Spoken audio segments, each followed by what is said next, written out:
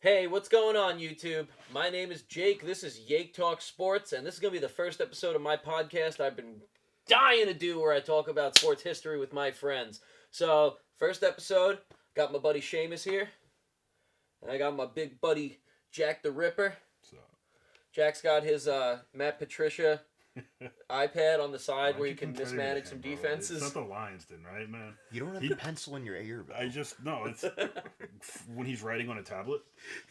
I like to imagine that when Matt Patricia is like sitting on the sideline of anything, he's just drawing like boobs in the Etch a Sketch mode because he has no idea what the fuck he's actually doing.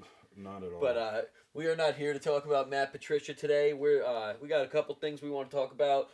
Mostly MVPs. That was like the big idea that inspired talking about this episode. You know, this whole shebang.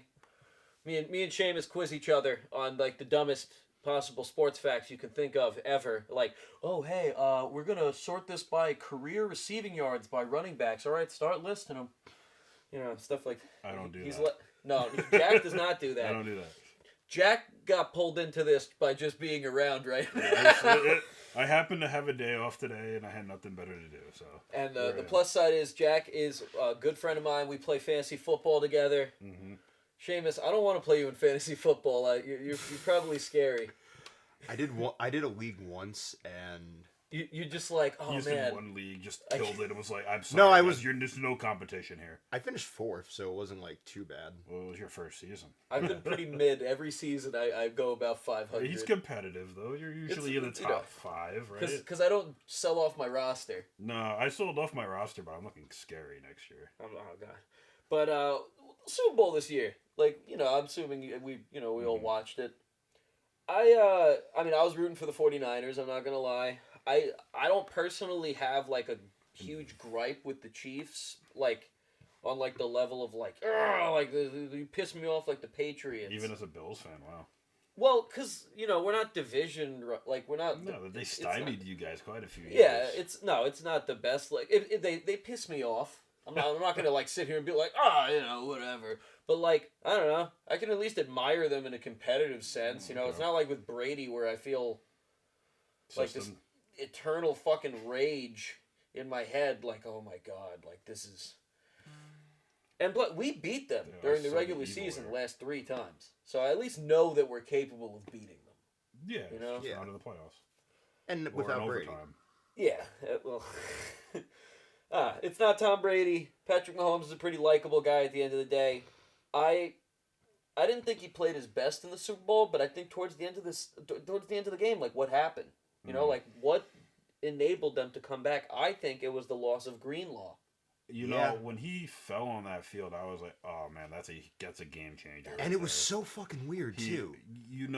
But you saw him. I saw a shot of him where they showed him from behind, where he was from like behind the bench, and you saw him kind of like, you saw the adrenaline going. He kind of jumped the sideline a little bit, and then came back, and then the play finished, and he was about to run out there, and he just went straight down. He couldn't do it. Yeah. No. I'm pissed because And he's the Achilles only. injury's rough, man. I took a parlay. I don't know if I'm allowed to talk about gambling on YouTube, but I took a parlay. I might have to cut this out. A bunch of defensive players. Okay. A bunch of them. And it was all of them hit. Except Greenlaw. I needed 2 more tackles. It's not one of those I won Bijan Robinson $4. things where they give you your money back because he only played 1 snap. No. The funniest part of that though was Romo saying like, "Is he okay?" As the cart's coming out, like, "Oh, I hope he's okay." Like the cart's coming out. What do you think? I just actively like listening to Romo disagree through the commentary. You're like, what do you like? No. He at one point in time he actually was like, you heard in his voice. He goes, no, that's what's going on. So, I mean, all right. Obviously, this is like a beginning of a Chiefs dynasty. Because it's not the beginning. I feel like a dynasty is when you have at least 3 championships. It cements it. Yeah, It definitely cements it. Andy Reid is signing on for a longer period of time based off of what I've been reading. They're going to be competitive for the next 10 years. Yeah, I'd say. I'm interested to see how Sky Moore does. He has a cool name. I'll give him that. It is really cool. Be better. It's pretty good for a wide receiver. I feel like it'd be better if it was a running back, especially because he's wearing 24. Which is just a really weird number for a wide receiver. It is a weird number for a wide receiver. I know that like players are allowed to now wear like whatever their number they want. Mm-hmm. It pisses me off. But they're usually wearing like single digits. Yeah, no, like that's cool. Like I don't mind a wide receiver. Sorry, I don't mind a wide receiver wearing number 7 or something. Like that's cool. I get mad when a cornerback does it though for some reason. I don't know why. How do you feel about Zero coming back this year? That's awesome. Yeah. Oh man, I'm a jersey guy, dude. Like I love single digit jerseys. I want them to bring X. Or Just 00. Just X. Or he hate me. Yeah. No. Bring it in the old XFL. No, yeah, we did that. Rod, he hate me smart. That's like his name, like Rod Smart. All right. I don't want to get too sidetracked. Let's get back into what we were here. No, for. but so I mean, like he was able to attack the middle of the field once Greenlaw went down. Yeah. Kelsey really like opened up the offense, which meant every other wide receiver, I felt like they had an extra yard or two of separation due to the fact even in double coverage, Kelsey started producing at that point. Yeah, but they had him plugged the whole beginning of the game. It was like I don't know if they just got tired or I don't know. I mean, they game did was look really tired in the beginning. Both sides of the ball on offense were struggling. Even though they were up, 49ers were up, they were still struggling going into the half. Definitely. I didn't think they were going to win after about halftime. Even though they were up, by the time it was halftime, I was like, I feel like Mahomes is going to come out here and just start throwing. It's Mahomes though. He's always been a second half comeback guy. They had the same problem this is why I felt that they were going to lose. They had the same problem the Bills did. Once Greenlaw went down, the middle linebacker situation, like that whole thing got cloudy. And if your middle linebackers aren't up to the snuff and you're playing against an all-pro tight end, you're going to get hit. You're going to get right up the middle. Kelsey's going to get his 8 yards, his 10 yards, right there, zip. That also opens up the rushing game, too, at that point, too. It does, and Patrick Mahomes took off. Patrick Mahomes had like 60 yards, whatever. Pacheco started performing, too. He was, and I felt like the 49ers had him, like, done. In the whole beginning of the game, Pacheco was not restrained, man. Yeah. He was not playoff the Pacheco. fumble after that giant play by Hardman. Mm-hmm. It really, I know we already said it, but I really do feel like the whole game shifted as soon as Greenlaw went down. At least just on the defense, the offense. He really if you really sit back and think about all the players who play on the 49ers on defense, when you think of the it guy, Greenlaw's one of them. He is one of them, but he's definitely not the number one guy on that. If you're going to talk about Bosa too, it's both. Fred Warner. But Fred Warner might be the best linebacker in the entire NFL. Yeah. Mm-hmm. And obviously, it helps that he was. I mean, at least he was still up. I mean, that's just demoralizing, though. You could see them all circling him on the sideline. They had their hands on their helmets, like, oh my god. Like that right there. That's a morale issue too. Yeah, no, they played there was a missed tackle right in the middle of the field that I remember I saw and someone was like Greenlaw would have had that. It was like, hey, can anyone explain to me why this person didn't even try to tackle him there, why he gave up? And it was that's what made it I don't believe the sport's rigged because that's stupid. But the moments like that make me think that guy was paid $10,000 to not try to go for that tackle. Man, speaking as a Lions fan, I watched a lot of missed tackles this year and a lot of open field tackles. So for me watching that, it's So back to with San Francisco, Brock Purdy, his limitations were shown the entire playoffs. Mm-hmm. Yeah, he had some nice games. I'm not a hater of Brock Purdy by any means. I think he had some great throws all postseason. And especially during the Packers game, they were kind of dead in the water during that Packers game. Same as and with the Lions too. I mean the Ayuk catch was crazy. So whatever. PTSD right now, man. No, hey man, I'm talking about Patrick Mahomes. I have to fuck that. But I'm just saying, my life sucks. I mean, I get it. All right, okay, I can relate. Brock Purdy, he had some clutch throws, but his physical limitations were so on display. Oh yeah, the entire postseason. Well, that's why you can't have him throwing the ball 35 times a game. Can we just talk about how many crossbody throws he made and got lucky on? Yeah. Dude, how many times did he run to the opposite side of the line of scrimmage and throw it diagonally? It. He threw it 30 yards. That's a Daniel Jones throw, dude. Yeah. Come on. Or that weird-ass throw to McCaffrey on the sideline. Yeah. It was good. It was a really good throw. But it was also, really weird. He also, look, I'm not trying to be like I'm really good at throwing a football, but like you've seen me throw a football. Yeah. I can throw I know how to throw the ball. Like very good mechanics. just from throwing, like the idea of throwing on the run. Mm-hmm. He is not good at that. He doesn't try to get the little flick off of his finger as he's throwing on the run to try and like give his like put more inertia into the ball. Like he was throwing ducks. Yeah. He kind of just lobs it like an outfielder when he's doing that. Dude, like I was watching that, I was like, he has plenty of time. If he just put a little flick on the ball, like, you know, that could have worked. But he took too long, and then he throws up a duck, and it's like, do you keep him in the off season? How many touchdowns did he have during the game? Just one. During the right? game, I think he had one. It was the Jennings touchdown. No. No, yeah, well, But he tied a wide receiver for touchdowns. But how many? I think in total it was one Jennings toss, it was one Purdy toss, and it was a McCaffrey, right? Yes. Yeah, I'm just pulling up his season stats just for the sake of discussion. Yeah. So he completed almost 70% of his passes, 31 touchdowns to 11 picks, and almost 4,300 yards. Now, look, I get that a lot of his offense is after the catch, so it's like those numbers are kind of juiced, but like people are calling him bad.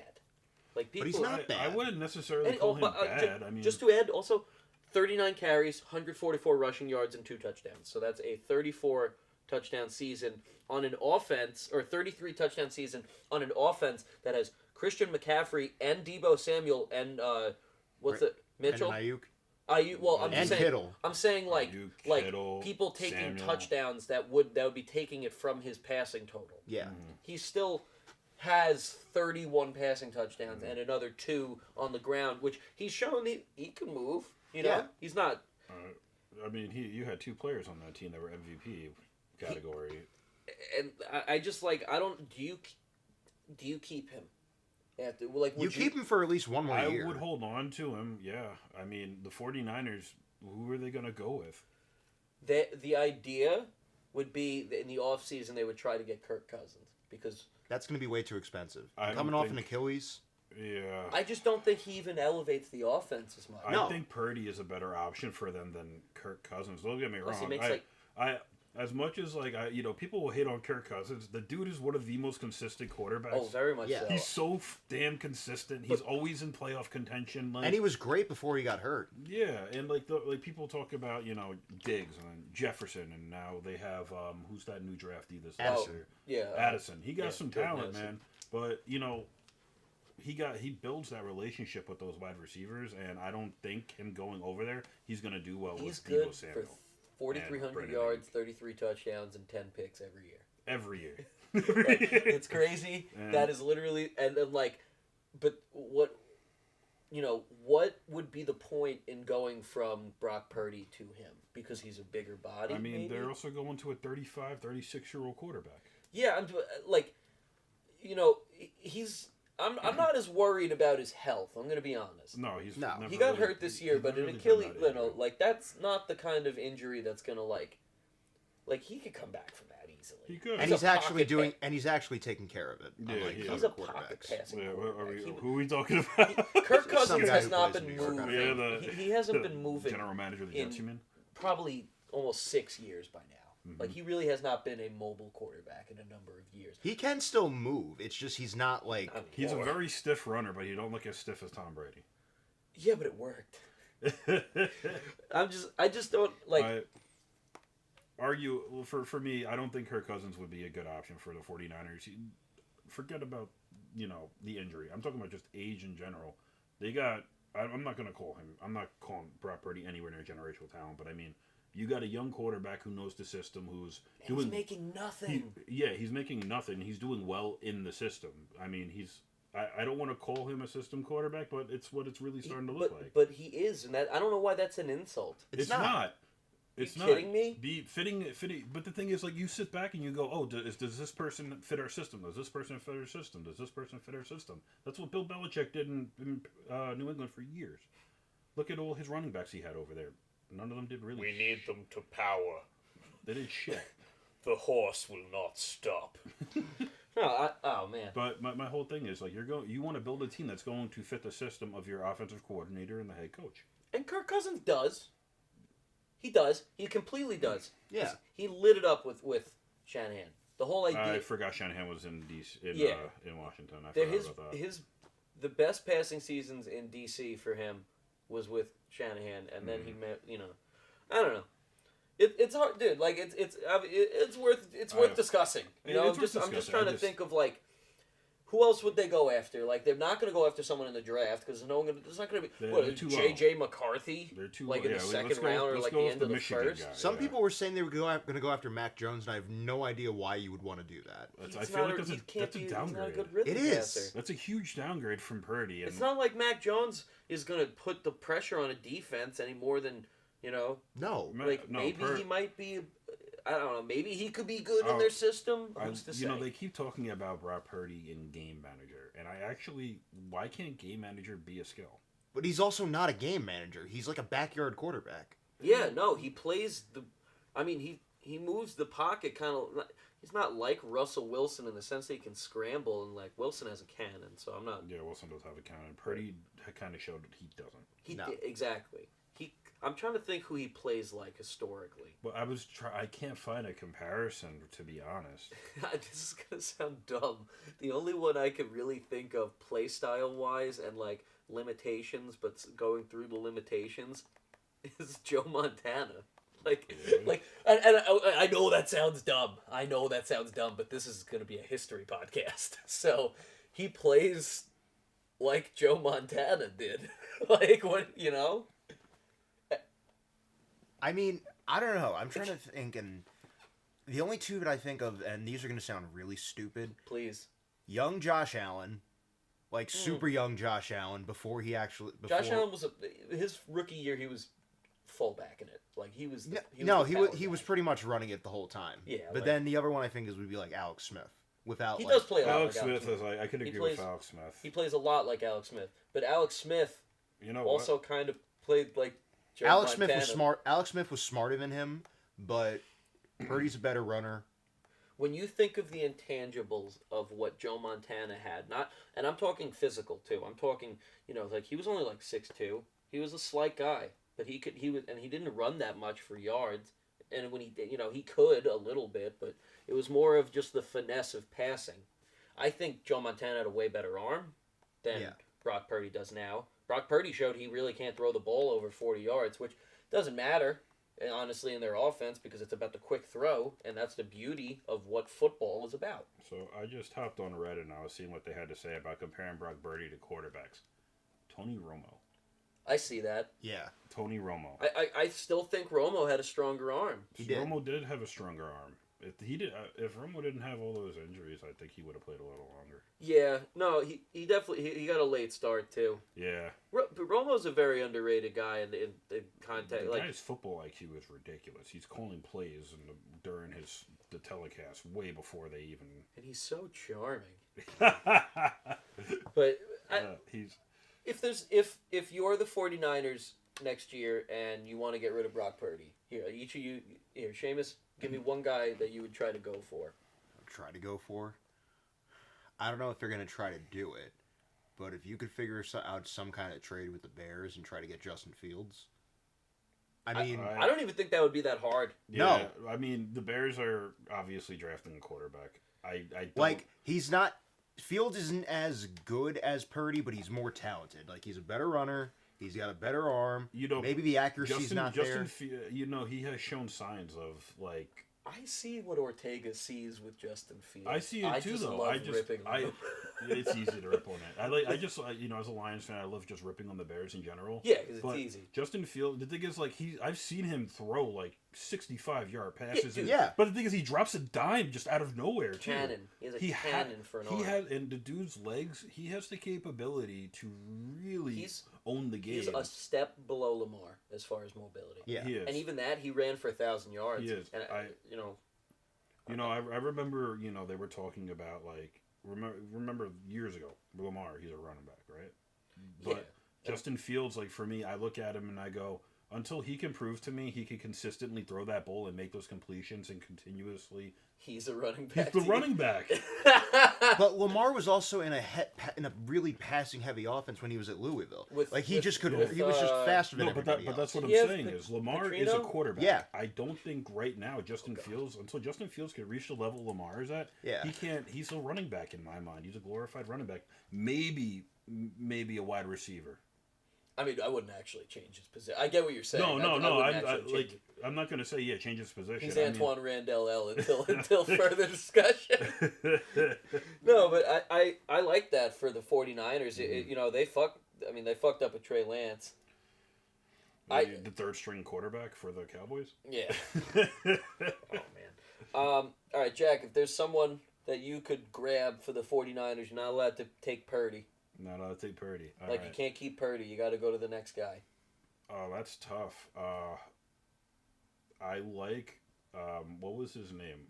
Pete, you're going to laugh at me for this, but if they tried out Purdy, they need to try out Will Levis. Well, I don't know if the Titans are going to let him go. Yeah. I'm not saying I don't know why. Well, I thought you were going to say Jake Browning. No, I didn't know if it was I didn't know that if we were talking legitimate trade. If we were talking generalization, if I'm going to put a quarterback there, I like to see Will Levis there. Yeah, me too. Actually, I like that idea. I mean, I don't think they would. If we're gonna say availability, okay. So but I do I didn't have anybody in mind, to be honest, until he mentioned Justin Fields, and I think that would be a really good fit. What about Tannehill? I'm looking age consideration. If they're just talking about slamming a Super Bowl and then just not being in contention for another few years, then yeah, go ahead and get Tannehill. But if you want to continuously be in contention, those guys are getting old. I mean, he proved he could do it in a system, an actually good system. He did very well when he was healthy over in Tennessee. And he had very good flashes when he was down in Miami. I'm just trying to think of anyone else that they might try to go after before they consider replacing Purdy. I don't think they will. I don't think they're going to replace Purdy at all. I don't. I know Matt said they would, but outside of Matt Fields hates the 49ers. Yeah, I believe he actually referenced to us today that he can't be on the podcast today for that exact reason, that he just shit on them the whole time. I was just like, we're not. This isn't a pro 49ers agenda. No, this is just something worth discussing. Talking football. Yeah. I mean, we could be Shanahan haters together. I like Shanahan too. Everybody likes Shanahan though. The dude is a really good head coach. So here, I want to start to transition away from the Super Bowl. I'm gonna pull up a list real quick. The entire history of the Chiefs starting quarterbacks. Now, the reason why I was saying before, there is a really interesting history that the Chiefs and the 49ers have. The Chiefs would poach 49ers quarterbacks for on and off for almost 30 years. Still technically are. Kind of. So I have the whole list of Chiefs quarterbacks pulled up. So their first starter was not a 49er, actually. It's Cotton Davidson. Everyone knows Cotton Davidson, dude. Yeah. Come on. For the Dallas Texans. So obviously they had Len Dawson for a really long time. This guy, Mike Livingston, started for a number of seasons. Bill Kenny, who Bill Kenny, he was just on the Chiefs. Mm-hmm. Then we see Steve Fuller. Okay. Now, no. I'm getting Steve Fuller mixed up with one of the other Steves. Okay. So, as we go. 1989 comes around. The starting quarterback for the Chiefs is now former 49ers backup and the guy who was replaced by Joe Montana, Steve DeBerg. Mm-hmm. So, Steve DeBerg is the first 49ers quarterback that goes to the Chiefs. After that, they just flat out get Joe Montana. Yep. So, Joe Montana goes for 2 years, right? Yeah, yes. Goes to the AFC title game. He loses to the Bills. After that, they just get his backup, Steve Bono. Bono fills in for a number of years. He has a Pro Bowl for them, so he was at least a pretty good quarterback for one season. He also had a 76-yard run. Yes. As a quarterback, but that's impressive. Jack, back in what was that, the 90s? Yeah, it was the middle of the 90s. That's impressive for the 90s. Not a lot of quarterbacks that were that mobile. He was not mobile. That's what I'm saying. No, Jack. He couldn't run.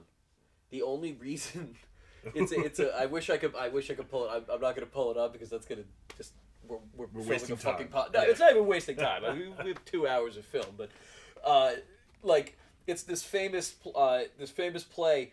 The Chiefs did not have a wide receiver on the field for this play. They ran straight like T formation, old guy. Running back. No, yeah, like fullback Tony Richardson, like Marcus Allen was there. Like it was going to be a fucking run. It was against the Cardinals and their worst, like in the 90s when they were just horrible. Steve Bono bootlegs to give the ball to Marcus Allen and just keeps going. They did not realize that he had the ball right away because nobody expected him to So run. that was a trick play? No, it wasn't a trick It's play. not really a trick play. He just chose to hold the ball. It's really And then just he like just a had a read Now I want to option. watch the play. And then he had a whole open field in front of him. Here, wait. You know what? Here, please pull pull it up on your iPad. Pull it up. Well, you pull it up while we're gonna keep talking. Don't worry. I'm also gonna sift through this and edit some stuff out, so don't worry too much about what we say or whatever. No, yeah, he booked a 70. It's the longest quarterback run in NFL history. Yeah, they actually have a video here of Steve Bono and Marcus Allen talking about it while they're watching it. They're like, yo, remember that time the whitest guy on earth ran for a 70? He's so slow. Dude, like he doesn't even believe that he's gonna make it. Come on, that's insane. So let's keep going. Steve Bono, after he ran for 76 yards, the Chiefs were like, nah, Can't do it. it's not working. This guy's too fast. You know who we need? Elvis Gerbach. So What the hell's that? he was Steve Young's backup in San Francisco. They immediately poached him because that's the only thing. What are we on quarterback for right This is quarterback 4 of them poaching ex-49ers quarterback. No, wait, hold on. I'm sorry. Just let me 1, Steve DeBerg, Joe Montana, Steve Bono, Elvis Gerbach. Yeah, that's 4.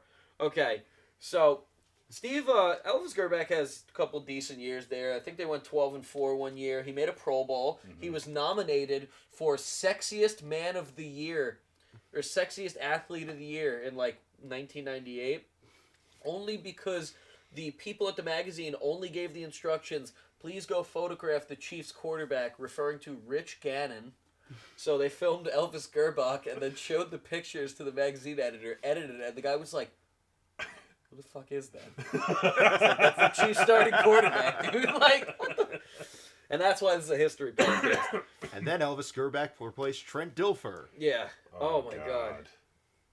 Holy crap, he did. Yeah. That was the year after the Super Bowl. That's the year the Ravens won the Super Bowl. Mm-hmm. Right after, they did not... I think it's the only quarterback in NFL history to be replaced after winning the Super Bowl. Yeah. We had this conversation once before. Yeah, no, we definitely have. We definitely talked about those. Dude, my brain doesn't work good. I did not know that Elvis Gerbach's backup in 2000 when he started 15 games was Warren Moon. Warren Moon? Well, I knew he was on the team, but I don't know why I thought Warren Moon, played for the Chiefs. He did not. He only started 1 game. We're learning as we're filming. That's the whole point of this. So we keep going. They took a break for a while. They were like, we got to stop poaching their quarterbacks. Let's start poaching Rams quarterbacks instead. Took Trent Green. It started. It was really bad. You remember, Chiefs in 2007 and 8. They were terrible. Yeah. Tyler Thigpen played there. He was. I forgot that guy even existed. Because you should. The only thing I know is his last name. Every time I hear it, I'm like, I remember that guy sucked. He had 1 season. They won 1 game that year. He had more passing touchdowns than interceptions, so I have to give that to him. He had 18-13. He had 4 or 5 rushing touchdowns, and he caught 1. And people were like, "This guy's got a shot." Wait, I just want to verify that this did happen, and I'm not crazy. Yeah. Okay. 2008. He completed 54% of his passes, 18 touchdowns to 12 picks. almost 400 yards rushing and 3 touchdowns, and he caught a pass for a touchdown. 400 yards is actually a lot for a guy like him. Yeah, because he was terrible. What you said was not a lie, Jack. No, like, no. You know. It's fucking bad. All right, so like I said, they took a break. After then, they traded for Alex Smith. So that's 5 quarterbacks at least. You did forget the Matt Castle years. I did, but Matt, I was more talking about like the 49ers. They Matt Castle.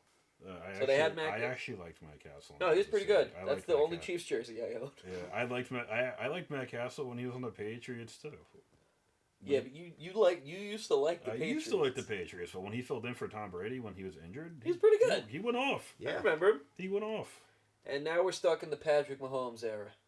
And by the way, there was I'm not trying to pull up everything because we're not going to sit here for 3 hours talking about this. No. There was a shit ton of backups too that they signed that just never played. That like even Blaine Gabbert. I would like he has 2 rings by the way. 2-ring Blaine. 2 rings. Imagine telling a Jaguars fan in 2011 at the draft after he was taken 10th or 11th, that guy's going to win 2 Super Bowls. Was that the year that the Jaguars went to the AFC Championship and lost to the Pats? No. That was 17. That was 2017. 2011 was the year that Cam Newton went number 1, and then the other quarterbacks were Blaine Gabbert, Jake Locker.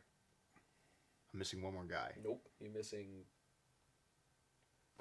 Well, Kaepernick was later in the round. Cam I said. Cam. Was Kaepernick in Kaepernick. No, not Kaepernick. Kaepernick was the second round pick. Yeah. Cam. Jake Locker. Okay. Blaine Gabbert. I know it. Do Christian you? Ponder. Christian Ponder, yeah. And I think isn't there one more? Is there? I think that's it. Not a terrible draft class. There's only... Awful. Like Cam Newton and Colin Kaepernick are the 2 best quarterbacks in that draft. But everybody else in that draft was like, especially in that first round, was like awesome. Yes. Oh well, Patrick Peterson, Julio, guys like Von Miller, J.J. Watt. Yeah. Yeah, like monsters on defense. Yeah. And then you had like the later round picks too, like Richard Sherman was in that draft. Yeah. Hey, I met him. He was a cool guy. He was really nice to me. Yeah. His agent was really nice. I miss you, Richard. If I ever get famous, we'll talk. So then like I said, we get to Alex Smith, and then that kind of cuts it off. I liked him too. The reason that they did this is because of Paul Hackett, right? Like Nate Hackett's dad. Yeah. Basically, he was the guy who was like the forefront of like the Chiefs, like West Coast kind of offense. Like, he was like the play designer. Best way to, I think. Some air raid shit. No, yeah, well, air raid is I know that's college, Mike Leach. But, like... Yeah, Mike Leach. No, yeah, but it's I don't know, like I think that's so funny when you see such a pattern of like a team specifically taking their quarterbacks from what, like, dude, that's like I think like 70% of their games have been like started by a 49ers quarterback. Like that's interesting. That's absurd. But like, I guess I want to go back and look remove Montana from the equation with that and go, how productive were those 49ers quarterbacks? Each of them at least made 1 Pro Bowl. Are you serious? And they all made the playoffs. Including the guy who received his own ball? No, Tyler Thigpen, but Tyler Thigpen wasn't a 49ers quarterback. That's correct. No, he was just some scrub that they picked up along the way. Mm-hmm. I'm saying Elvis Gerback went 12-4 with them. Steve Bono went 12-4 with them. 13-3, I think. Yeah, 13-3. Jeez. Steve DeBerg, I think he had a nice season with them at some point. Yeah, they went 11-5 with him. So, how many winning seasons did each one have, though? I guess at least 1 or 2. I just want to go back and look and go, like, are they over 500 with 49ers quarterbacks? You know what? Out of curiosity, let's pull up that list, too. We're going to go by team. We're going to... Here, hold on. I'm sorry. That's what I was getting at. It's like, yeah, you could have 1 good season, but 1 out of 4. A lot of it was 1 good season. That's so the reality if you're of not it. Really, like, how far over 500 were you actually... So, PFR actually does this really great thing where they show the leading passer, again, with their record. So, let's start with DeBerg. They went... When DeBerg was the leading passer, the team was... Let's see, we can show only the selected rows. The team had... I wish they showed totals. They had a 10-win season, an 11-win season, and an 8-win season. Okay, that's a good. Nothing wrong with that. A divisional loss and a wild card loss. How many games when he had that 8-win season? Cause I know they went back and forth. It was well, by then they already had 16 games. okay. Yeah, I think they started doing 16 games in like the beginning of the 70s. Like I think 72 is the first 16-game season. No, 78 because that was when they changed all the rules. Is it? Yeah. Mm-hmm. They were still having 14-game seasons up until 78. Yeah. That's a joke. Mm-hmm. But so I mean, this guy was pretty DeBerg was pretty productive with them, just to say the least. Gerback he might not have had any winning seasons with them. They went 9-7 one year with him. Oh no, they went 13-3 with him. Yeah, so each of these guys had like a 4,000-yard season or like a high 3,000 yards. So they were just like pretty mid, and then they all had like one off season where they were like, yeah, well, that's a Pro Bowl candidate right there. They were just system quarterbacks. These guys are the forefront to Brock Purdy. Like Brock Purdy's best career comp might be Elvis Gerback or Steve Bono. Giggle. Yeah, so... No, until I see him scamper for a 78 yard. No, yeah, until I see Brock Purdy run for 78 yards, he is not beating the Steve Bono allegations. All right, so let's shift on. The whole point of what I actually wanted to talk about this episode is the MVP award. Because I felt like this, I'm not trying to be a hater. I know I'm the Bills fan, but Lamar Jackson did not deserve the MVP award this year. I would have gave it to C-Mac. I would have definitely given it to C-Mac. I would have gave it to C-Mac. Josh Allen, if he had 10 picks less. I went through all of his interceptions. I know a lot of them were off of hands. 3 passes, four passes that were deflected off of his receiver's hands and directly into the... So, I guess hypothetically, take those off the board. What I would like to look at, though, is, like, what type of coverage was he throwing into when he did that? Were those, like, heavy coverage, or was that, like, it flipped off their hand and flew 5 yards back? At least 4 of them were also just him heaving the ball downfield in an attempt to basically punt the ball, except maybe he would... I'm not saying the arm punt's a good move. Josh Allen is one of my favorite quarterbacks in the league, just because that man can stand up in the pocket and throw it down there, and then he could run like a running back with tight end body frame and just bulldoze. He's like if down. Big Ben was kind of fast. He's exactly if Big Ben was fast. Like, let's be real here. He got a cannon. He's accurate, and he can read defense as well. But when that pressure's on, sometimes he makes mistakes. He's better off just taking off half the time. Yeah, but. I know that's stupid. Like, I was like, I've never seen a quarterback in NFL history have the innate ability to get a first down the way that Josh Allen does. I'm not gonna lie. Like, I've watched so many games where like he's 3 yards away and he just somehow like. It's 3rd and 9, and he's like, this doesn't matter. Yeah, it's like when you're playing Madden and you fuck up the first 2 passes and you're like, I have to convert this now. Yeah. And like, but that's not. I don't want to talk about Josh Allen specifically. I'm just saying, but I actually want to, because like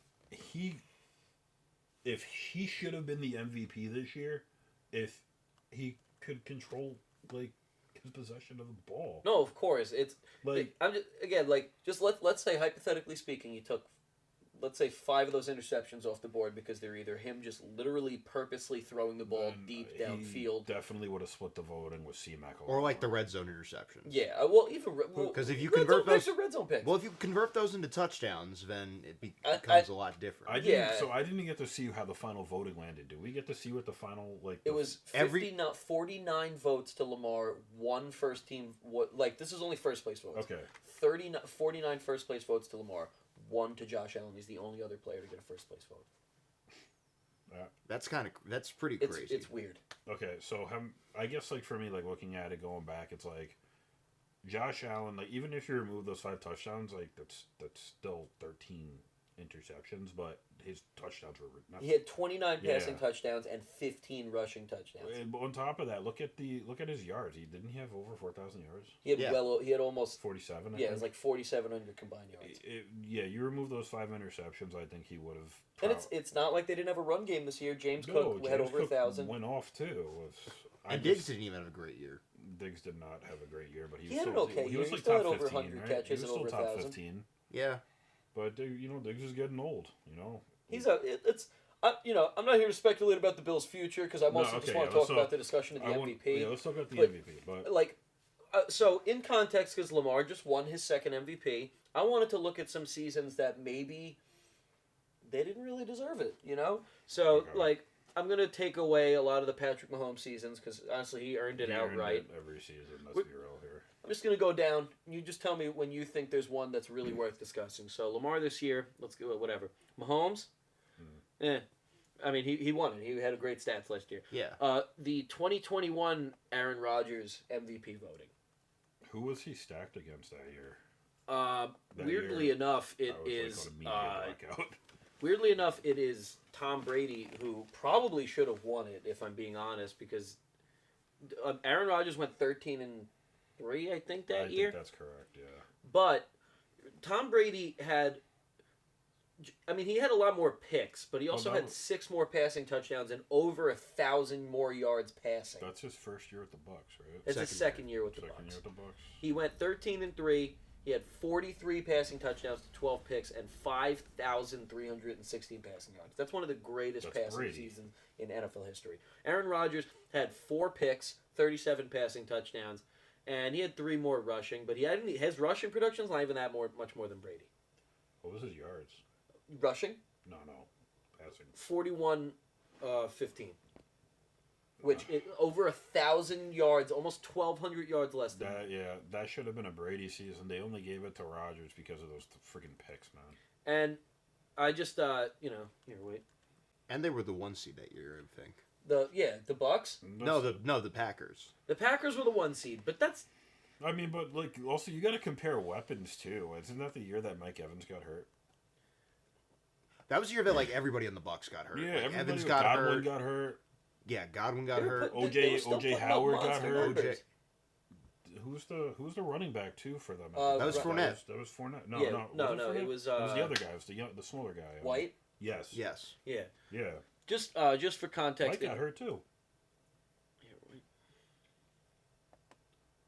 So I don't know. I would personally. I'm just going down as I'm looking at them. I would have given Brady that one. I would have gave it to him too. Looking, if we're going just based off of numbers, yeah. Is one less win? No, I think they had the same record too. That's the thing. But I'm telling you, they're comparing the interceptions. That's it. They're doing interception percentage. I hate and that. I guarantee you that. Yeah, they went. I'm sorry, you're right. They both went 13. I guarantee you, Aaron Rodgers had just a smidge of a percentage better he interception. He had a lot. He had 8 less picks. Yeah, but 6 less touchdowns. So that's why. That's the only reason why I can see them doing that is because of the damn picks. I feel like interceptions in the NFL get way overblown. I also think that there should be a stat line for wide receivers that cause interceptions personally, but there has to be a way to figure that out. Brady also threw 700 times that year too, right? Yes. No, he had 719. What was his completion percentage? 65? Yeah, at least 65. That's not terrible. That's low, but it's not terrible. No, he had 67, which is okay. good. Yeah. So, we don't have to get too stuck on that MVP. Keep going. Rodgers in 2020. I mean, he deserved it. I remember 48 that was 48-5. Yeah, Right? that was a big season. Lamar the year before, have no problem giving it to him. No, Lamar had a good season that year. Mahomes the year that was before, his, no that was problem. his prove everybody wrong season. No, yeah, really. That really was. It was his coming out year, and he threw 36 touchdowns to 10 picks. I loved watching him when it was exciting. When he was in college, he played for Louisville, right? I love watching him play for Louisville. Man. I don't think he's evolved as a passer that much since. I mean, maybe this year, I guess, because he's became better at... he never really threw that many interceptions. I think he needed a veteran quarterback other than Flacco to sit in front of him for a little bit. I mean, but it worked out right away. It did. But he didn't develop. Yeah, but good quarterbacks develop behind good quarterbacks. 2017, I also think is worth discussing because that's the year that Carson Wentz probably should have won it. But he also got hurt. He got hurt. Yeah, but that's what I'm saying. If he didn't get hurt, that was Carson Wentz. His stats, they were ridiculous. I'm looking at his stats right now. They're actually better than Brady's. The yards is way off. Don't get me wrong. His yardage is way lower because he missed 3 games. Mm-hmm. But so Tom Brady that year, he had 4,500 yards passing, 32 touchdowns, 8 picks. Carson Wentz that year had 3,200 yards, almost 3,300 yards, 33 touchdowns, 7 picks, and he also ran for another 300 yards. Now, he would have won the MVP that year. Yeah. I mean, and then, I think as long as he maintained his consistency through the final few games, yeah, absolutely. And I don't know if he would have won the Super Bowl for them. I don't know. Hard I don't to think say. so either. Yeah, Hard to say. I think he would have dropped that pass. Nick Foles, he embodied Philadelphia for that. he's not dead, but he might as well be the Philly though. so then the year before that, Matt Ryan, which if you know, like Matt He Ryan, had a good season. I remember looking one at of the those. most efficient passing He seasons had a in NFL history. ridiculous season, man. I was just, you know what? I was reading an article the other day where he was talking about how he should be in the Hall of Fame, and then I'm not arguing that right now, but that encouraged me to go and look him up, like, and go through his yearly stats and like, you know, His numbers stack up against anyone. yeah, he was very much like Kirk Cousins. I think he's better than Kirk. Oh, He is he's better than better. Kirk, but if you like numbers wise, By the numbers, he's. I mean, he towards the end he had some bad years, but they still weren't that bad in comparison. Yeah. If this was 1990 or 2000, he's an easy Hall of Famer. Yeah. Now, because there's going to be a fucking log jam at quarterback for the next 15 years with all these like franchise quarterbacks retiring, you know. yeah, Roethlisberger, Brady, Yeah, like it's. I mean, Rodgers is gonna be retiring too. yeah, like it's hard to say. Yeah. But I would put Matt Ryan in because if you've won an NFL MVP and you've also been a consistent quarterback for like 15 Yeah, I years, mean, He was good right away too. He right also- away, right out of college. Yeah, Like, I mean, I kept think the the He kept yo- the Falcons pretty consistent too. Before he got there, the Falcons had never had back-to-back winning seasons, and then they had like 5 in a row Yep. as soon as he got there. Mm-hmm. Let's just take his numbers for a second. I'm not even just that year. So he starts off 11-5, 9-5, 13-3, 10-6, 13-3. Those are his first 5 seasons in the year. Yeah, That's insane. That's ridiculous. And like For the Falcons too. he had some Did he still have what's his name though? Roddy White. Yeah. Yeah, he had Roddy White, Michael Turner. Michael Smith was a good coach. Michael Turner, man, that's a name. I'd put him in the Hall of Fame. Yeah. So keep going down though, as far as MVPs. The year after that, we have Cam Newton, which that was a big year for him. That is a Yeah. good year. Yeah. That is a very big year. Yeah. He had 35 passing touchdowns. I think he had over 700 yards rushing. Yep. 10 rushing touchdowns. The 15-1 record. And his number one receiver was Ted Ginn. My Madden quarterback just beat Cam Newton's records though. So. Let's just for a second. I just want to look at the next obviously not like would you take this guy over, but I'm gonna give you Tom Brady was second in voting, but I wouldn't have given it to him because it's Tom Brady and I hate him. He had 4,700 yards, 36 touchdowns, 10 picks. Obviously, Cam Newton had the rushing, which made it way better. But behind him was Carson Palmer. Palmer was really good that 2015 lightened up the NFL. That was Arizona, right? Yeah, almost 4,700 yards, like 30 yards short, 35 touchdowns, 11 picks. Some people were thinking about him for the MVP that year. And I don't blame him. No, that's more what I'm saying. Like, do you think it was more worthy of discussion of that, or just like was it because Cam Newton won? I mean, I think Cam Newton was undisputed, to be honest. Yeah. I think it's pretty clear. It's pretty clear. Yeah. I could see it either way. That's all I'm saying. I mean, remove Cam Newton, then it should have been Palmer. His rush, like people will say, like his rushing touchdowns, a lot of them were 1 yard. That's cares? why you use Cam Newton. Yeah, because he's a dog on the goal line. So after that, we don't got too many interesting ones. I mean, you have Adrian Peterson. Peyton Manning, 2014 is actually an interesting one. Aaron Rodgers. No, but that was also the year that J.J. Watt had that historically crazy J.J. Watt season. is the second in MVP voting that year because he did have 20 and a half sacks. And he also had like 3 touchdowns too. Yes, He had like three. He had a pick three six, touchdowns. He has 3 catches for 4 yards and 3 recovery, touchdowns and a pick. And a receiving touchdown. Yeah. I mean, would you have given it to him? J.J. Watt, a defensive player, making it into MVP voting like that. What was Aaron for Rodgers' such stat for line? having such like a crazy season. Yeah, that's a They ridiculous only went. Just season. keep in mind, the Texans only went 9-7 that year, and they got knocked out in the first round. Of the playoffs. Personally, I don't think your record should determine whether or not you're an MVP candidate. It should. In some way, it should. Because you can't put up God stats on a 6-10 team and expect, or 11 team, and then expect to win the MVP. I mean, I now I want to see the stats of actual guys who might have actually done that. Well, hey, Coming up. hey, Jack, we're going through the list. I don't think a guy in a losing team is winning MVP. But for me, the way I look at it is, if you're playing elite caliber football, and if you were on a team that had a decent offense or had other defensive weapons, and you're putting up those numbers still, you got to look at it this way: he didn't have anybody else to back him up. He was defense. Yeah, I mean they just drafted Clowney, but I don't think he played. I don't think he was playing that first year. Not like a lot.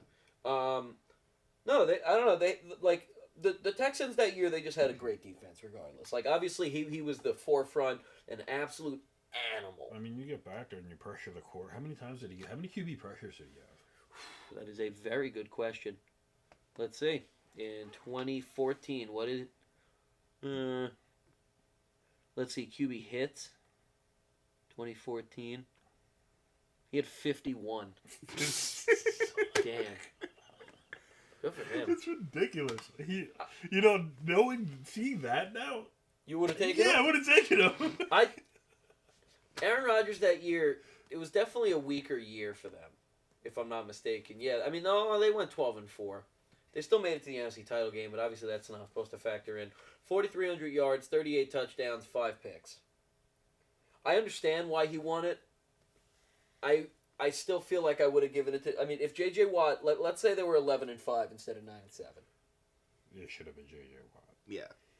I don't even without the 11-5. If he would have broke the sack record, would they have won MVP? I guarantee Definitely he would have. That sucks. He should have won it either way.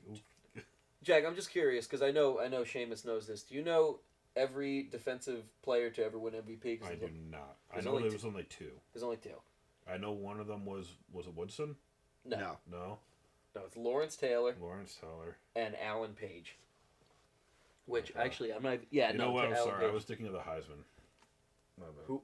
Oh, you thinking of Charles Woods? Yeah, I was like Yes. Charles Woods. Yeah. Charles Woodson had some years where like really. He won a Defensive Player of the Year. Yeah, he won. Honestly, he probably could have won. Like, he probably could have won an MVP award in 2010 if they didn't hate defensive backs. Mm-hmm. All right, so keep going down the list, right? All right, so I don't think a lot of these, I don't think it's worth discussing 2011, 2010 with Tom Brady. He had a really efficient season. What about 2012? Because remember that was the year the AP came back and had like. I would have given it to AP regardless of I Peyton would have Manning. too. Peyton Manning had a great season. I'm not trying to hate on him, but no offense, this guy comes back from an ACL tear and puts up a 2,000 And an yard MCL season. tear. He Yeah, tore like- both. The guy, Adrian Peterson, I would have given it to him 100 times out of 100. The first one, where I'm scrolling down, and I feel like it's worth talking about, 2008. 2008, Peyton Manning had 4,002 yards. That's low for him. Yes, very. That's really low for He him. had 27 passing touchdowns to 12 picks, and no rushing That's production. to super speak of. fucking low for him. Chad Pennington was second in voting that year with 3,600 yards, 19 touchdowns to 7 picks. Better rushing than. This is like the what a shitty year. Who this else is like- is on there? Who's the finalist? Yeah, oh, well, Jack. Trust me, buddy. I can't wait to read you this list. In third in voting, we have Michael Turner, who had just a yard short of 1,700 yards and 17 touchdowns. And he didn't get the MVP over those 2 assholes. No. James Harrison had Oh my 16 God. sacks that year. He was fourth in voting. And then Adrian Peterson with 1,760 yards and 10 touchdowns. He probably should have won It this. should have been AP, and if it wasn't going to be AP, it should have been Michael Turner. Michael Turner. Sixth in vote. Okay. Could we talk about 2009 too? Because I don't think Peyton deserved the MVP that year either. Well, Peyton had 5 right total. Let's see. 5 total Yeah. MVPs. Because I think 09 should have been Breeze. Because remember that was the year they started 13-0. I think he so led the that's league in why I was touchdown thinking- passes. Yeah, man. So didn't they lose? here, I'm just just to start the discussion here. Drew Brees started 15 games. He put up 3,800 yards. 43, 88, 34, and 11. Peyton Manning had he had more yards, less touchdowns, and more picks. And by more yards, I mean like 100 more yards. Oh my god, man! People just like getting on their knees for that guy. Is that all it is though? Is just the MVP voting has just before popularity contest? It's the most popular It's the most, quarterback. at that point, yeah, it's the most popular productive quarterback. That's upsetting. That's what it's looking even like. Brett Favre that year had I would have given it to him. That's the year Minnesota, they won 12 games, and I think if you won over 12 games, you should immediately be in discussion for MVP. Yes. He had 4,200 passing yards, 33 touchdowns, 7 picks. That's the most efficient season of Brett Favre's career. I would have given it to him. Mm-hmm. Maybe, or Breeze, totally fair too. This is like, I get why you wanted to talk about this one. This is so close. Yeah. This is like Peyton Manning throwing 5 extra picks. Like that's what probably should have lost it for him. I don't think Peyton Manning should have won it, but I would argue Brett Favre maybe. Brett Favre probably would have made the most sense. Let's keep going. Obviously, 2007 Tom Brady's. Well, yeah, that was the undefeated regular season. After that, we got 2 running backs in a row, which is actually why this what made me think of this whole thing. We got Sean Alexander, and then we got LaDainian Tomlinson in 2006. Yeah, but wasn't that the year LT broke the rushing records? Like yeah. He broke the touchdown record from Alexander from the year before. Mm-hmm. So I think both of them are pretty like lockstep and. Yeah, I don't. LT, I feel like was just a pure lock. But so this is also worth discussing. The LT season, the 2 people below him, Peyton Manning and Drew Brees and Peyton Manning. They both had good seasons, but not MVP worthy. No. Like, I don't feel like breaking down their whole stats because just because Peyton had a pretty. I remember that season very vividly. Yeah, like he had 30 passing touchdowns. Drew Brees was second in voting with only 26 passing touchdowns to 11 picks. That's not that good. But LT, 1,800 rushing yards, 28 touchdowns, 500 receiving yards and 3 touchdowns, and 2 passing touchdowns. So. Ridiculous. It's fun to think about that because I feel like that plays into like C-Mac had not that good of a season, but like this year, yes, in a weak quarterback year, you weren't going to give it to him. The guy was I personally hate when quarterbacks win MVP who don't deserve it. Like it's terrible. It's very frustrating because you see other players like. Even in 2014, you talk about J.J. Watt. Below him, DeMarco Murray had 1,800 yards. He caught the ball pretty good all year. He had 15 touchdowns. They were 12-4. Really? It's not. They will continuously snub accessory offensive players for quarterbacks. It's popular, and you also got to sit down and break it down like this. Your average NFL fan, do they know? No.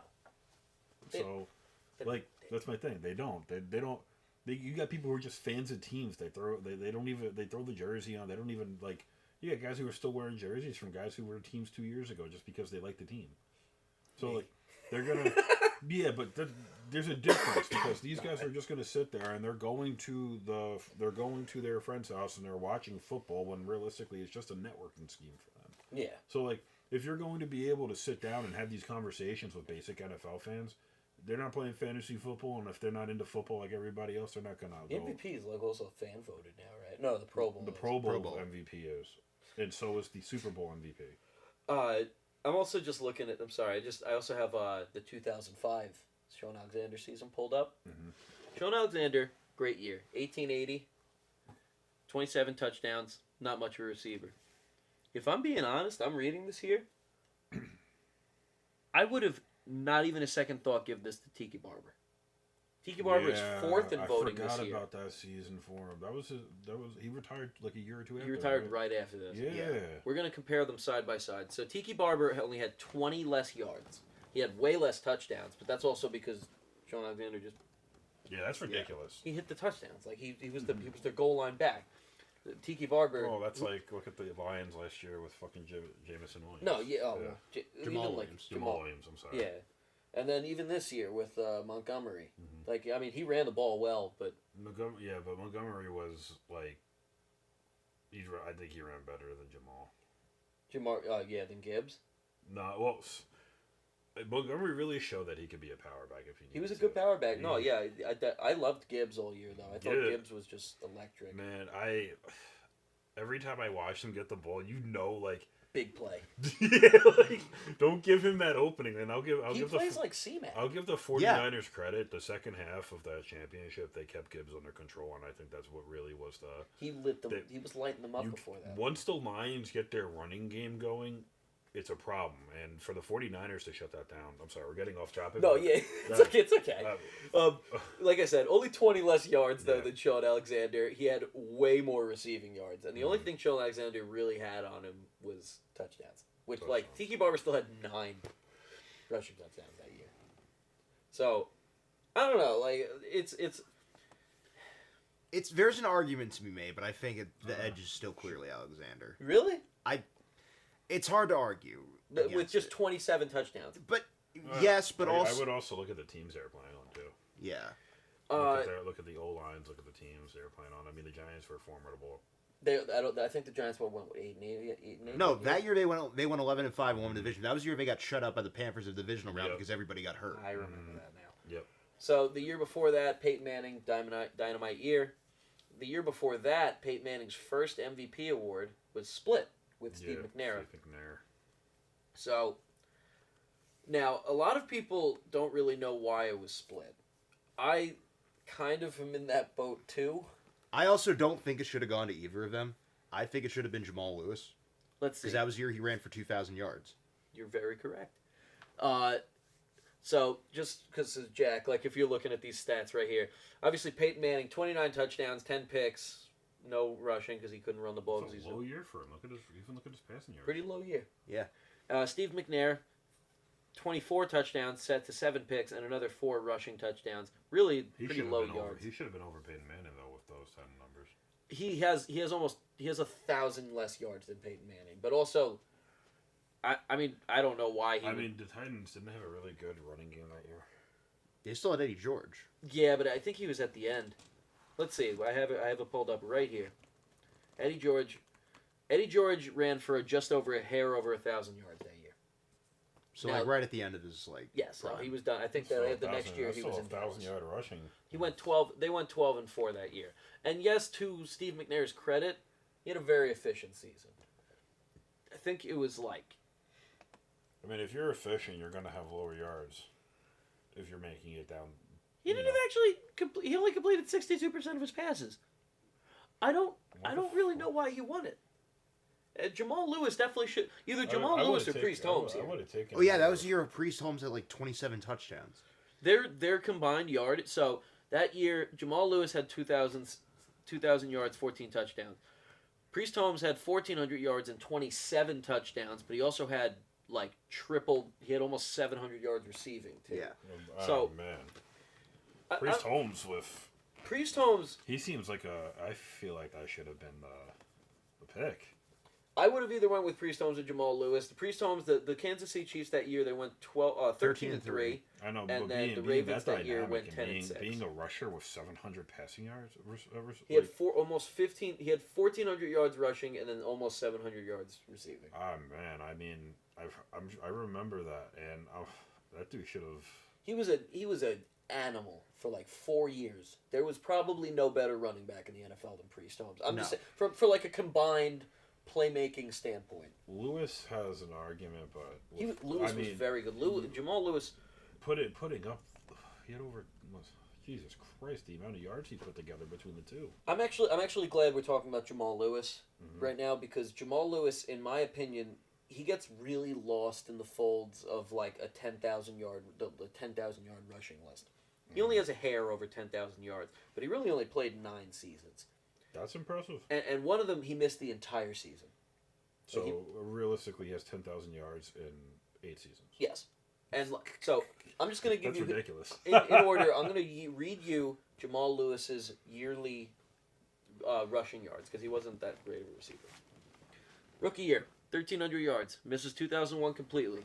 So 2002 comes back, 1,300 yards. 2003, 2,000 yards. 2004, just a hair over 1,000. The next year, I think he got hurt. He only had 900. Comes back the next year with 1,100 yards. Goes to Cleveland, in the worst era of Cleveland. Puts up 1,300 yards.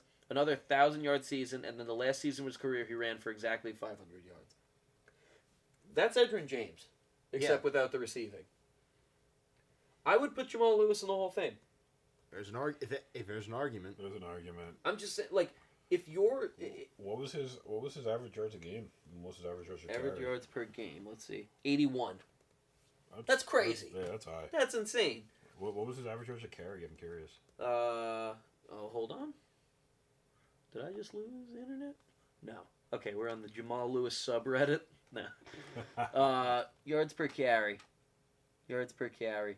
He 4.2, which is that's not bad. Decent. I mean, that's decent for over anything over 4. Considering and just during that time period also. That consistency playing for Cleveland. Well, not even Cleveland, like the Baltimore at first, but then Cleveland, keeping it with 1,300 yards for Cleveland is insane, honestly. But for Baltimore, think of who their quarterbacks were that whole time. Nobody. Literally nobody. Elvis Gerback, Tony Banks, Trent Dilfer, Kyle Bowler. Yeah, like Kyle Bowler. I only know 2 of those names, so yeah. Yeah, exactly. And you were alive for this. Yeah, it's not like it's. I just probably belongs in the Hall of Fame. So. All right, so before 2003, there's a bunch of MVPs that are kind of interesting because for a while, it just was going back and forth. Like I don't really feel like talking about Kurt Warner's because it's like, whatever. He went back and forth. Like the only thing to discuss with Kurt Warner is like, do you give it to him or Marshall Faulk? Yeah, and I think in every single year it was the one season Marshall Faulk. I think the Rams went.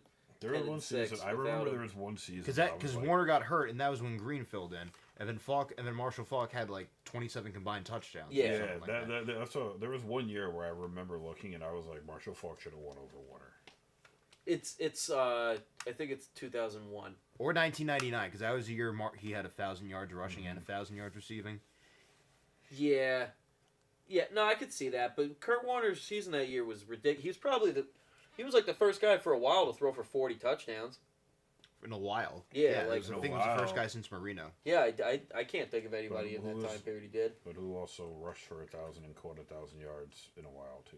He had 12 touchdowns that year, Falk, which obviously very good. He did have 1,300 and then another 1,000 yards receiving. Like that's huge. That's 2,300 combined yards. I'm going to be honest, I would probably still give it to Kurt Warner in this situation, just because he was lighting it up. And the Rams were terrible before he got there. Oh, well, god awful.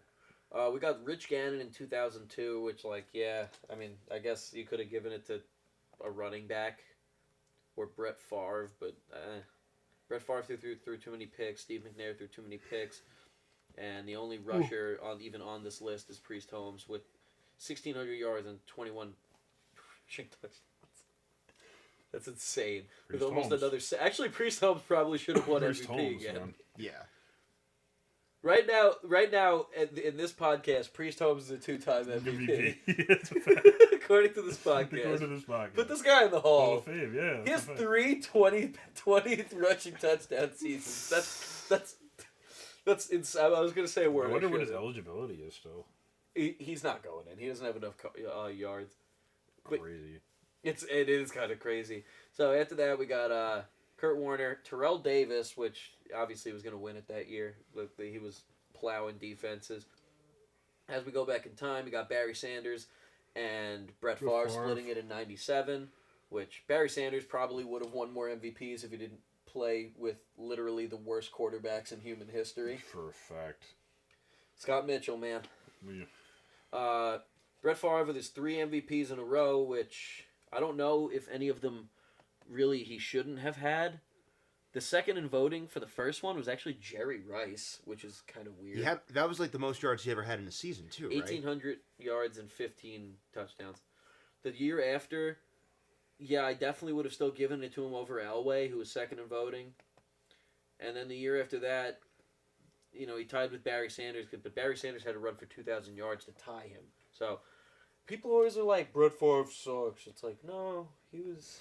I never had an issue with Brett Favre. He was very consistent, and the man he could make shit happen for the Packers when they needed it. He sat too long and just stewed in his own inconsistency. Yeah. Instead, he's just like, I'll get it next year.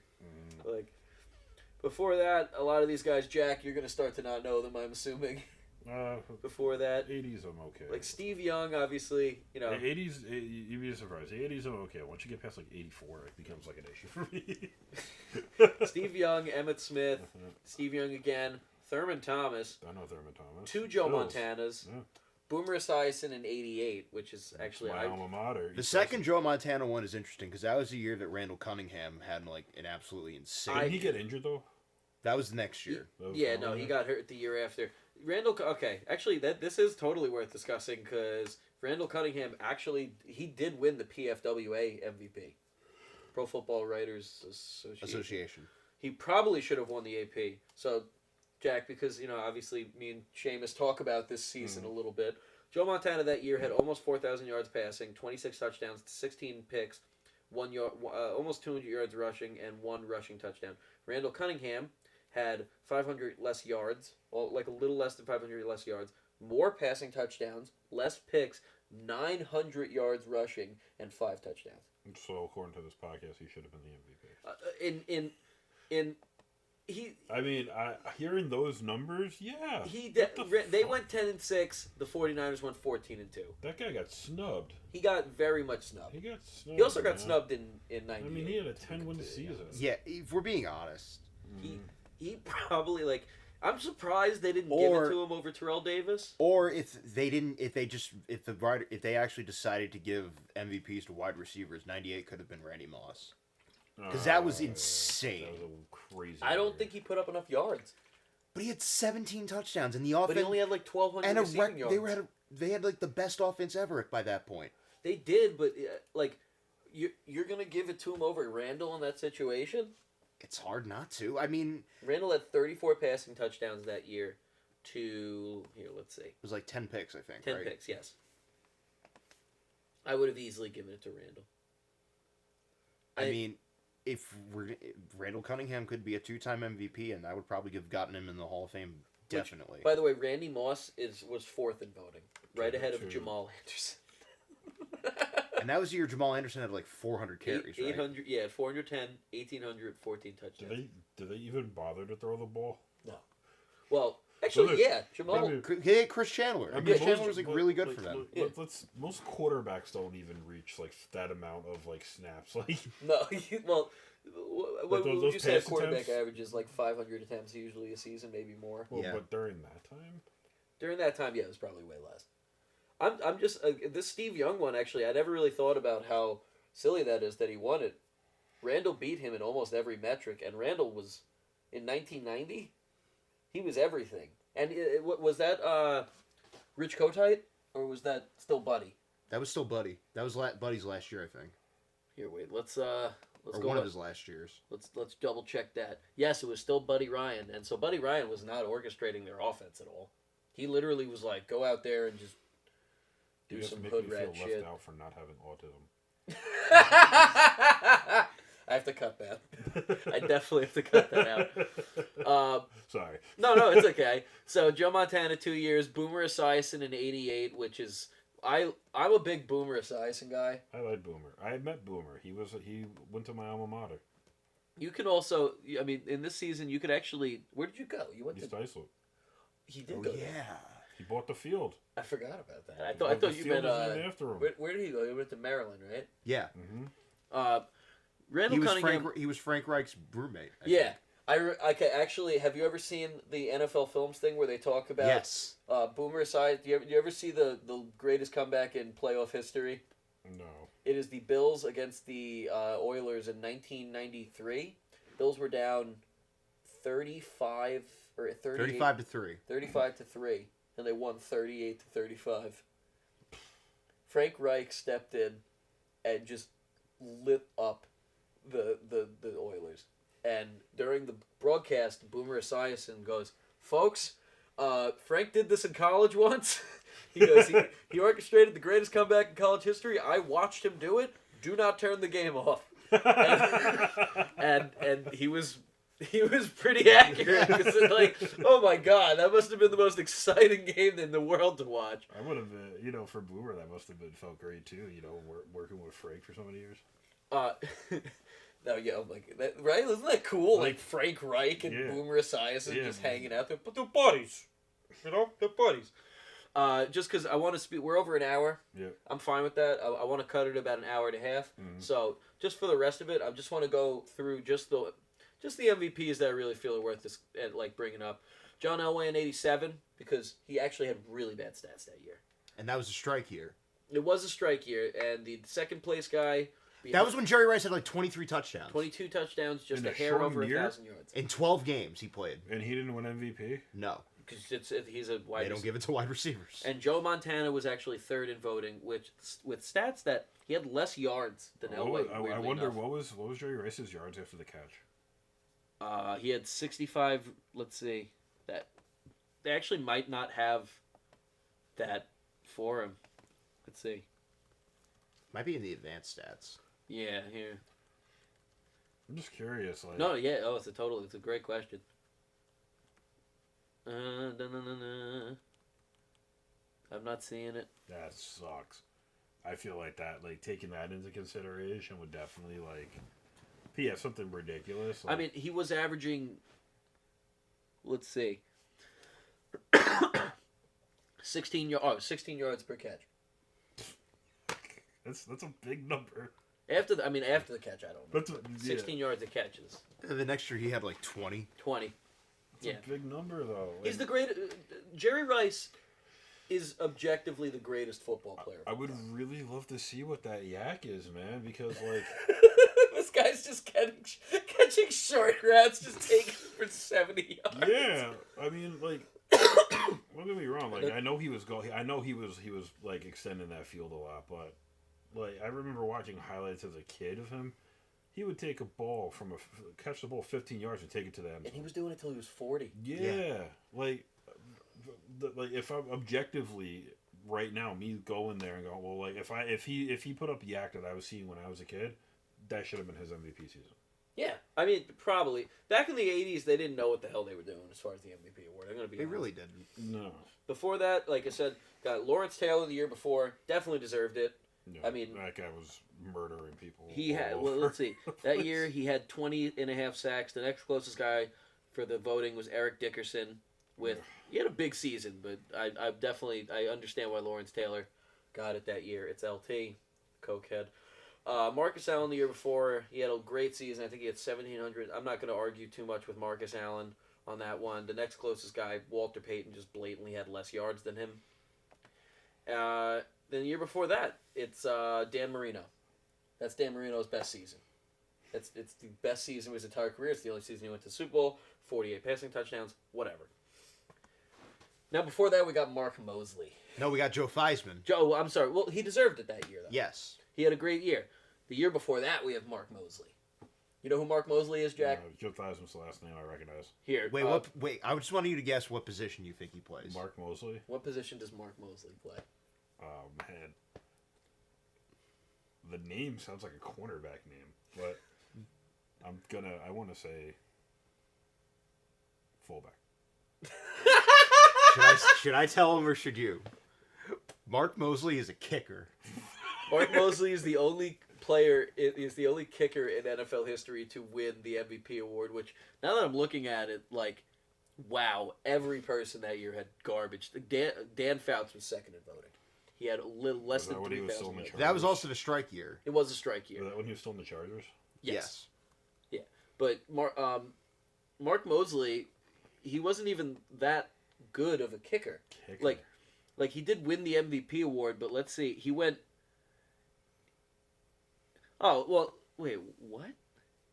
That doesn't make any sense. It says he made 20 and he completed 20 out of 21.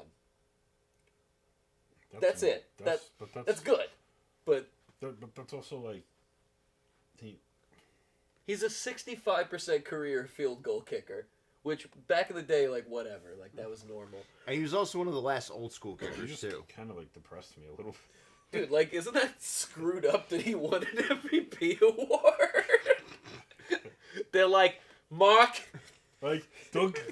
You really took the skids to the title this year, Mark. They really chose to give kickers more respect than wide receivers. Yeah, they just...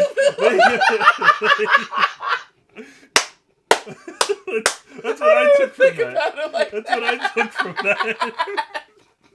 Holy shit! You guys really didn't want to give it to a wide receiver? You'll give it to Mark Mosley? That sounds like a manager for the freaking Chicago White Sox. If you told me... Really? Mark Mosley was replaced They by really Tony didn't La want to Russa. give any wide receivers that MVP, huh? Yeah, they just hate wide receivers. Years before that, we got Kenny Anderson. He was a very efficient. He was like the Bengals starting quarterback. He took them to a Super Bowl in '81.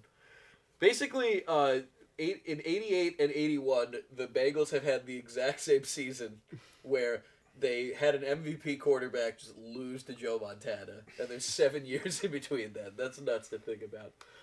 That's depressing for them. Right? And now they have Joe Burrow, where he can lose. To Brock Purdy. Yeah, really. I would love that Super Bowl.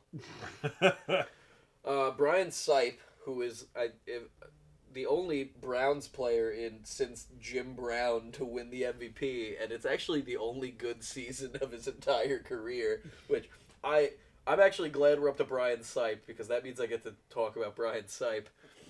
He had 30 passing touchdowns for over 4,000 yards, 60% completion, 14 picks. Good season. That's a great season. Yeah.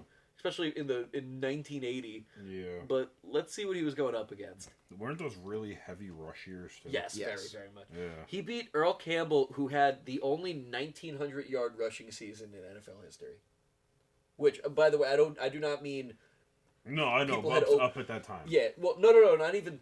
Like, people had 2,000 yards at that point. He's the only player to run for 1,900 yards, at least. Like, every other player either was 18 or 2,000. That's the only 1,900-yard season in NFL history. Wow, what the fuck? Isn't that so stupid? So, Earl Campbell, and then behind him was Steve Bartowski, who, by his, he did have a great career, great season, whatever. The only other MVP award that I actually feel the need to talk about out of this whole list, because, I mean, there's really weird ones, like there's John Brody, there's Earl Morrall, there's... We could talk about the Earl Morrall one. Earl Morrall's interesting. Yeah, okay. So I want to end this soon. I want to talk about Burt Jones, because Burt Jones is a really interesting one. And then I want to talk about Earl Morrall. So Burt Jones was the Colts starting quarterback in the 70s. He replaced Johnny Unitas. The season he had 20... Shoes to fill. What? Those are big shoes to fill. He was a very good quarterback. I mean, he won an MVP. But he 24 passing touchdowns to 9 picks, which at the time very good. He actually ran the ball pretty well for two more rushing touchdowns, 200 yards rushing.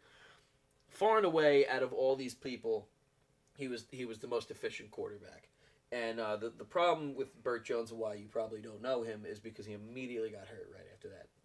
Never played again. How many seasons did he play? Just one? Well, that was like his best year. He was No, he played a lot. He had a number of years. He played 10 years, but after 76, his career was very downhill. He had a couple of seasons so where it was 76, I can't see from here. 76 was which year for him? That's his MVP season. No, but what it's like a couple years into his career. It's like 3 or 4 years into his career. Okay, so he was young, he was just getting started, and then he got hurt, and he was never the same. Oh my God. If you had to guess who the second in MVP voting for 1976 was, 76. it's not a quarterback, I'll tell you that much. It's a running back? No. Cornerback? Wide receiver? No. Defensive player? It is a defensive player. Linebacker? Yes. 1976. We're not talking Joe about Green? Joe Green. No, but that's you're close. Close. Jack Campbell? I mean, not Jack. Jack Lambert. Yep. That's crazy. Jack Campbell traveled ahead in time and ended up on the Lions, huh? Yeah. No. Fifth in voting that year is also a really interesting guy, Steve Grogan. Oh, that's actually somebody I know. He ran for 12 touchdowns as a quarterback. That's interesting. Yeah, it's really weird. In the 70s? Yeah. In the 70s. He had the single-season rushing record for quarterbacks until Cam Newton broke it. I'm pretty sure that's the season, too. Cam Newton broke a 40-year-old record? Yeah. No, oh, man. And he was just like, I don't even care. I'm Cam Newton. Yeah. So the last one that I feel the need to bring up, besides, we don't have to discuss this one in depth either, but 71, Alan Page winning MVP. They were monsters. The Vikings were monsters that year. He was the forefront of this defense. He brought... Still no Super Bowls, huh? No. NFC North version of the Buffalo Bills. You really want to blow my brains out? You know what, Jack? No, I won't. I won't say that to you. You can mock me for being a No, Lions yeah, fan all yeah. you want. You like the but Lions. You can mock me for being a Lions fan all you want, but like when you have no idea what the we Super still Bowl have looks. we still have more championships than the Bills. What, from like 1950s? Yes, for the 50s. They count. They count. Then my AFL titles count too. They do. And Like it's still, two and it's still not enough. to beat the Lions. Damn. The Lions, yeah. Bobby Lane. I always like to imagine, because I don't know, like they always say they were cursed, the Lions, by Bobby Lane after they traded him. Peyton Manning broke that curse for us last year. What? You didn't see the video?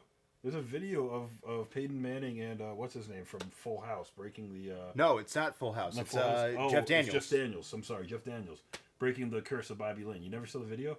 No.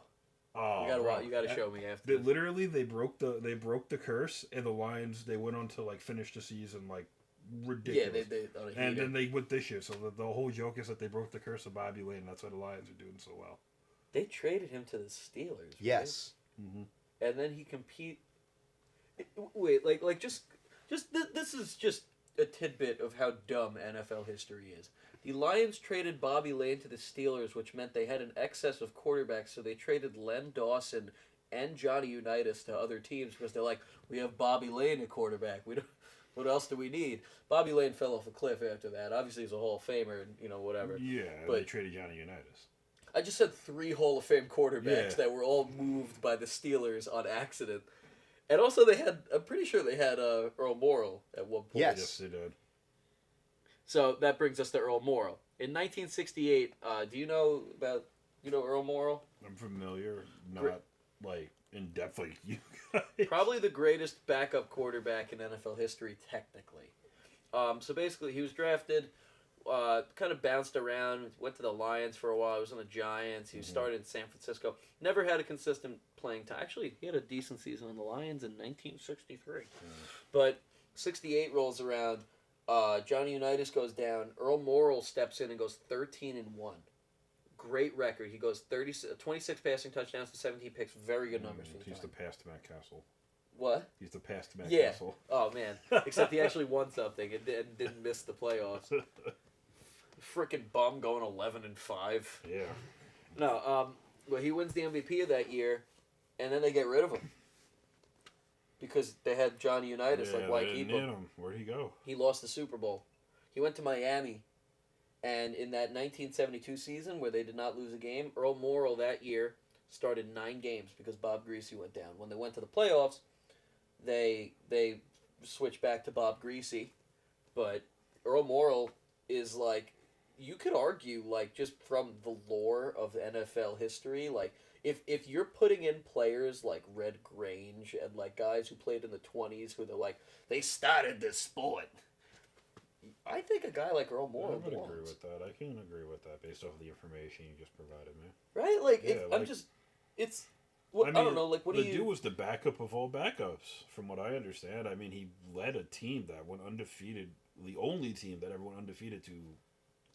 They won a Super Bowl. He's like, I think he has 3 Super Bowls, or he has 2 Super Bowls at least, because I think they're both with the Dolphins. So he has 2 Super Bowls, and he was part of the only undefeated team in history. And he won an MVP and took he another won- team to a Super Bowl. So It's pretty... He's not in the Hall of Fame. No. Probably will never be, He can't be. because he's a backup quarterback. Mm-hmm. His career numbers are actually still, I mean, they're not like I'd great. still They're about argue- Troy Aikman's. I'd still argue a wide receiver. I just want a wide receiver can you to win the imagine MVP award. Can you imagine they have a kicker in there? I'm not saying they do, but if they had a backup quarterback, and can you just imagine being fucking Emmitt Smith, like never won MVP? Emmitt Smith won an MVP. No, yeah, I'm sorry, he but did. I'm just scrolling through. The closest thing we have to a wide receiver winning the MVP is probably Paul Hornung. Because he played like 5 different positions. He played kicker, running back, wide receiver, quarterback. 1940s? He played in the 50s. I think he was the first pick in 50 or something, or 50. 57 or Yeah. 58? Yeah, one of Why do you of know those this? years. Why do you know this? Because I spend my entire day on PFR. Yeah, 56. All right, but I don't know. I guess what I'm saying is there's so many years where you could look at the MVP award and be like, why did that guy win it? Like, that's the entire reason I want to talk about this. Mm-hmm. There's so many seasons where it's, like, kind of insulting that certain players have won based almost entirely on their namesake. Peyton Manning. Peyton Manning should have 3 MVP awards. Mm-hmm. He got 2 in the middle of the 2000s because of he was in Subway commercials and stuff. Like, let's be real. Subway? I don't know. I'm just saying, like, he was just an I mean, he became a household name. That was the thing. Like, and that was back to my point from earlier. Is like when you have just general NFL fans, they don't want to see the names of fucking running backs and wide receivers because all they remember is the fucking quarterback. Yeah. They don't even know the head coach's name sometimes. Which, by the way, do you know who the head coach of the 1968 Colts were when the whole this stuff happened and this guy won MVP? No. It's really weird. I know it. Yeah, well it's Don Shula. Was it really? Yeah. People, what? Isn't For that the weird? Colts? Yeah. And then he went to the Dolphins. And then just never looked Spent back. like 20 years there. Yeah. He never looked back. Huh? And he got the greatest I didn't even suntan. know. I thought he only spent his time with the fucking Dolphins. Because nobody, like, it, unless you're like a real NFL history dork or you're like 65 years old, you do not know that Don Shula was the coach of the Colts and I don't took even them to know a a Super Bowl. 65-year-old people might Don Shula was the coach of the Colts. No. The only person I've ever talked to that genuinely was like, wow, kid, you remember that? Is one of the old guys at the VFW hall when we played a show. Of course. He's like, how do you know about the 58 championship, kid? Well, who doesn't know about the 1958 NFL championship? Anyways, that's... well, put that out there. Yeah, I don't. Guys, I have no fucking clue about anything after 1984. So, like, sorry. So before we go, I just want to raise one more point of discussion with this. Out of all the players to win more than one MVP, is Lamar Jackson the worst? The worst? Now, this consists All of... right, so Peyton Manning, Tom Brady, Lamar Jackson, Joe Montana, Steve Young, Aaron Rodgers, Favre. Yeah. And then Johnny Unitas.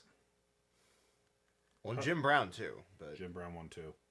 No, he won 3. Yeah, No, wait, so it's Steve Young, Kurt Warner, Johnny Unitas, Aaron Rodgers, Joe Montana, Peyton Manning, Patrick Mahomes, Brett Favre, Jim Brown, Tom Brady, Lamar Jackson. Lamar Jackson's the worst player there. I'm sorry. The only other argument is like maybe Kurt Warner, but like maybe Kurt Warner won a Super Bowl. Like, he did. The only other guy I could. Well, it's weird because like Lamar is kind of on like the Peyton track because like I think by this point Peyton had 2 MVPs, 1 AFC Championship berth, and just going to the playoffs and then losing a bunch. Yeah, he played a lot better than Lamar has. He has, and he's been more consistent. Lamar's kind of been dog shit in the playoffs, if we're being real. Dog shit in the playoffs, and like look at some of his regular seasons. Look at the gap between his MVP season and this season. The next year after the MVP, he was really good. He wasn't really good. Well, he was. I mean, relatively speaking. Yeah. And then the next year, that was the year that everybody that got hurt on the Ravens. Like they had like more injuries than anybody in history that year. Hey, Tyler Huntley still won them like 3 games. I'm just saying, like, before we go, because I do want my camera's actually dying soon.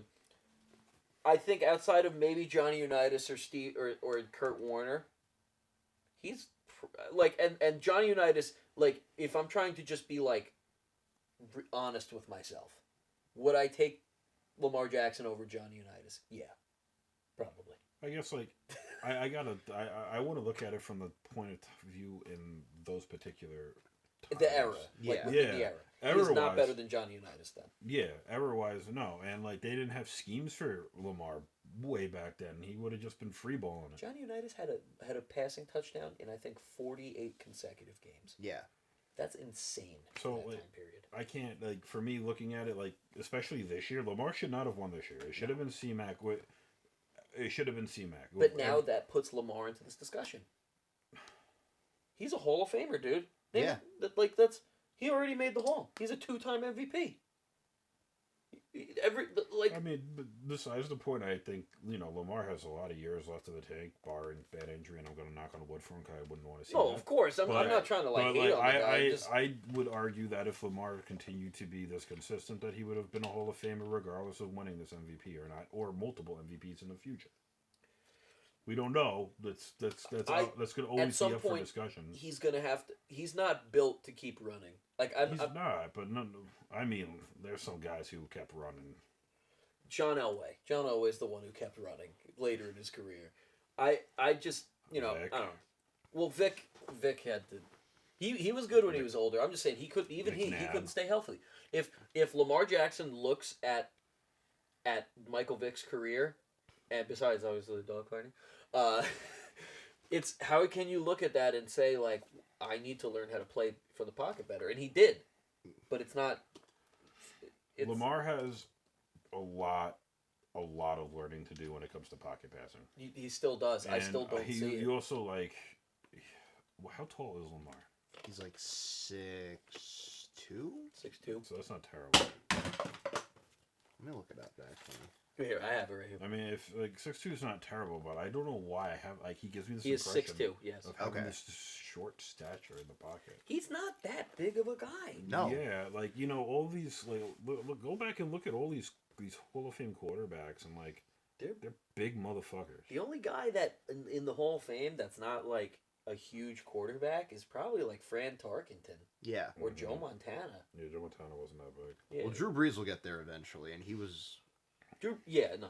But I'm saying like back in the day. Yeah, Drew Brees was 5'11". You weren't. 5'10". Drew Brees would have never survived in the 80s. No. He couldn't see over the lineman. Yeah. Well, I don't even know about that, but he just back then I mean, if you couldn't move. Mm-hmm. At all, or evade, there's QB back then they didn't have a lot of rushing yards, but they were moving in the pocket. Drew Brees is not that good at moving in the pocket, or when he does. No, you're okay. But it makes me chuckle because you go back and you look at all those football movies and it's always the quarterback ducking guys in the pocket and dodging. That's where they got it from. All right. Well, either way, I think it's worthy of discussion. I appreciate you guys coming down and talk to me about this. Yeah. This is the first episode of this podcast. Before my camera dies, I just want to say thank you for everyone who's watching.